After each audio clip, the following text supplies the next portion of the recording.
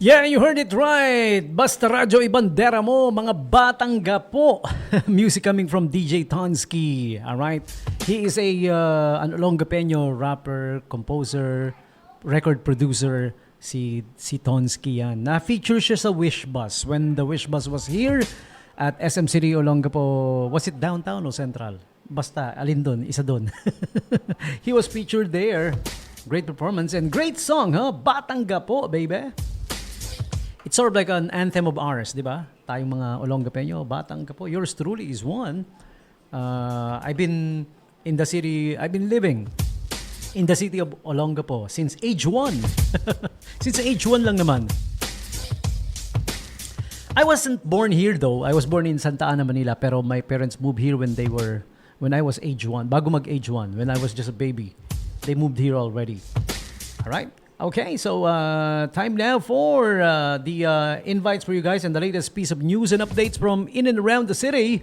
Pero bago muna yan, syempre isa munang maligayang pagbati. Happy birthday sa ating napakabait na si Direk Zaldi, or as we call him, D. Direk D. D-Son! Happy birthday sa'yo. Happy birthday. Teka. May mas maganda eh. Kesa ako, ito na lang. Happy birthday to you. Ayan! Happy birthday to you. Happy birthday, happy birthday, happy birthday to you. Yeah, happy birthday, Direct D! Alright, he's celebrating his 30th birthday plus 30 years experience. You know I love you, right? Happy birthday. Namimiss na kita. Namimiss ko na yung kwentuhan natin, ha? Alright, Direct D, maligayang kaarawan. Oo. At saka pagbati mula sa me and my family. Alright, happy birthday to you. Idol natin yan, si Direct D. Alam mo, bilib ako sa taong to eh. May may prinsipyo, may paninindigan. Yan. Hindi yan pumapanig sa mga yung sa mga wala sa ayos na tao, yung mga wala sa laglag. Yung mga taong kagaya ng yung mga halimbawa, yung mga boy kupit. Yung mga ganon yung mga mukhang Chewbacca yung ugali. Tapos yung itsura mukhang Jabba the Hutt. Hindi siya pumapanig sa mga ganon. May prinsipyo at may paninindigang tao yan. Ayan. Kaya alam kong maaasahan mo siya. Basta ang pinag-uusapan ay prinsipyo at paninindigan, no? Okay, pwedeng kumandidato to eh. Oo, wala ka bang planong kumandidatong senador? Mukhang yung mga kagaya mo ang dapat ipalit sa mga senador natin ngayon. na kumukopong sa mga kontraktor sa DPWH para makalikom ng bilyones. Ay, Mariose. Grabe, no? Grabe ang korupsyon natin. I'm telling you guys, kung lahat ng senador natin kagaya ni Direk D, naku, titino ang Pilipinas. Promise! Oh, promise. Kaya sa darating na eleksyon, hindi siya kakandidato, pero happy birthday pa rin. Happy birthday, Direk D. Alright, enjoy. And a couple more announcements here. Hi and happy listening to our friends at Boss P. Paul Motor Parts. Ayan, okay. Sa mga nangangailangan, alam nyo, hari na ng kalsada ngayon, motorsiklo. Nung unang panahon, di ba, ang hari ng kalsada sa Pilipinas, kalesa, no? Well, times are changing. Times have changed. Motorsiklo na, kaya ang daming Pilipinong may motorsiklo, no? So, yung mga motorsiklo ninyo, kung kailangan nyo ng mga genuine parts, preventive maintenance, the best ang preventive maintenance, ano?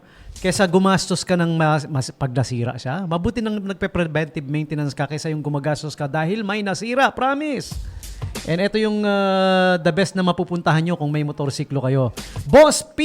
Paul Motor Parts. Matatagpuan sa number 20. 24th Street, East Bahak-Bahak, Olongapo City. Ayan. 24th EBB. Olongapo City. Ayan, for preventive maintenance, motorcycle repair shop na rin. Kung nasira, repair din. Yeah, they can do repair and maintenance for you guys. May mga helmet din sila, may mga spare parts.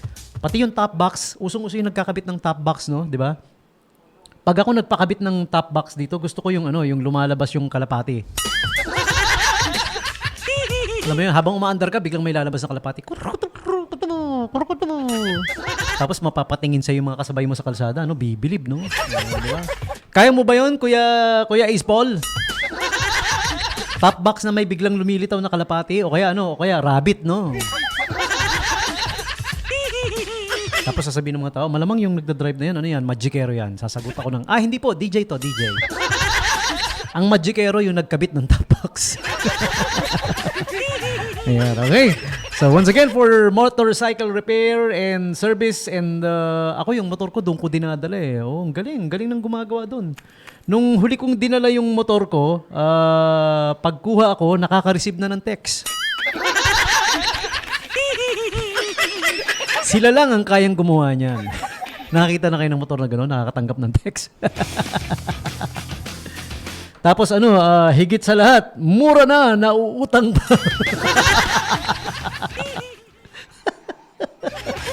Huwag niyo kakalimutan ha. Boss P, Paul Motor Parts. For inquiries, you may call or text 0995-925-4105. Yan, yung kanyang call or text number. Yan, okay. 0995-925-4105. Okay. Ay, yung magre-reply sa inyo dyan, pogi yan. Hindi nyo lang pwedeng i-text, may jojombagin siya ng... basta may jojombag sa kanya. Pag tinextmate ng girls. Okay. Alright. And moving on. Here's one of the latest piece of news from in and around the city today. Ito, mainit na balita.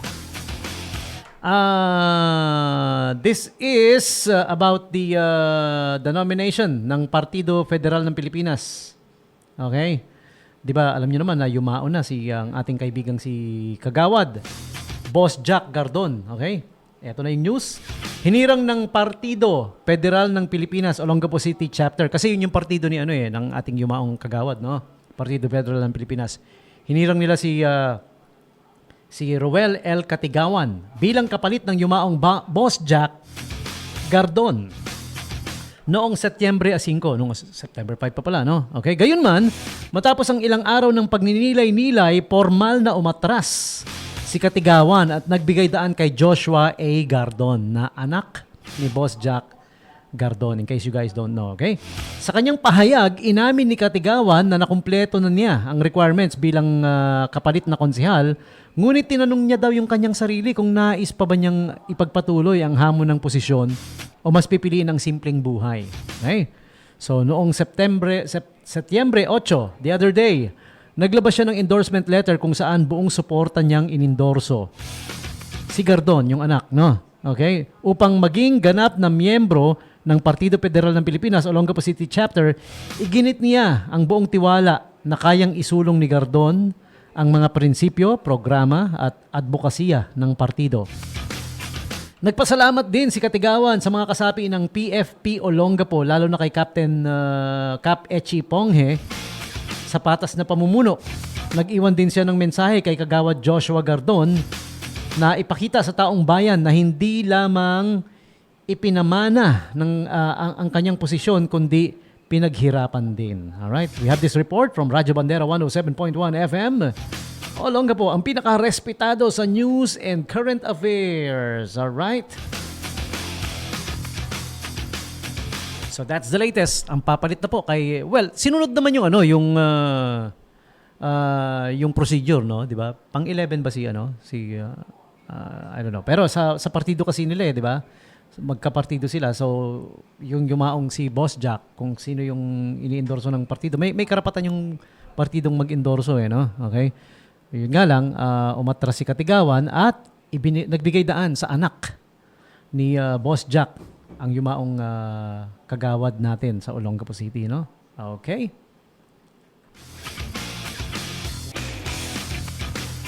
So there you have it, one of the latest from in and around the city, Olongapo, okay?